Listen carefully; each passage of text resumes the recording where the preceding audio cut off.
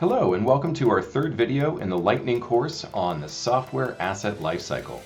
Today we're going to be covering the lifecycle phase of procuring a license. This will cover some aspects of the relationship between SAM and the procurement department. In the previous video, we talked about the submitting request phase, and we focused on a couple of concepts that we're going to take forward here. First was the software catalog.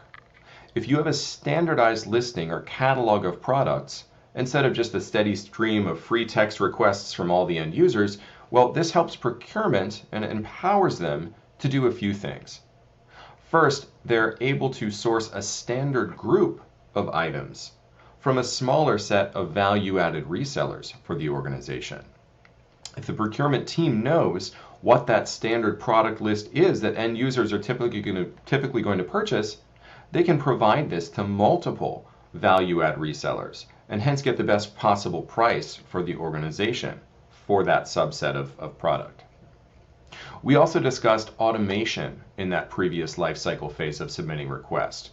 That first critical aspect in submitting a software request should be the check to see if there's an actual need to proceed and procure a license at all, even to proceed to this phase.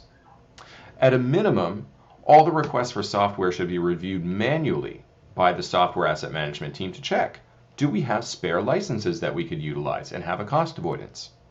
If there are spare licenses, then that request does not go to the procuring license phase. It goes directly into provisioning or installing that software for the end user.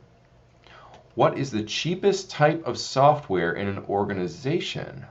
It's the kind where you don't have to purchase a new license, and you can optimize your existing investment with your spare licenses. In an ideal scenario, this check for spare licenses is automated and it gets integrated between a service management or request system and your ITAM repository. In that way, the software asset management team doesn't have to do any manual check. Before the license actually gets purchased, though, the budget responsible party has to okay and approve the cost. And this is also best practice. We mentioned previously you want to include software costs in the catalog for each item that is requestable. That also drives the correct behavior of end users and their managers, since they have to accept that approving that requested software would consume money from their budget. When procurement enters a purchase into the ERP system, the best practice is to enter in and capture that line item level detail.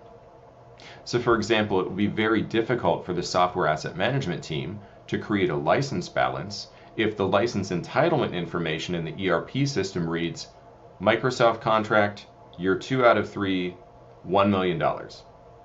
So what you want to make sure is that each purchase includes the SKU or the stock keeping unit, the product description from the value-added reseller or the software publisher themselves, the quantity that was purchased, and a cost per item.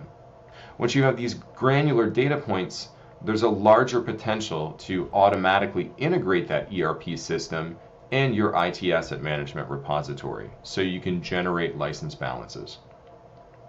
Software catalog management and automation from the software asset management function helps to make procurement's lives easier when they're executing those software purchases.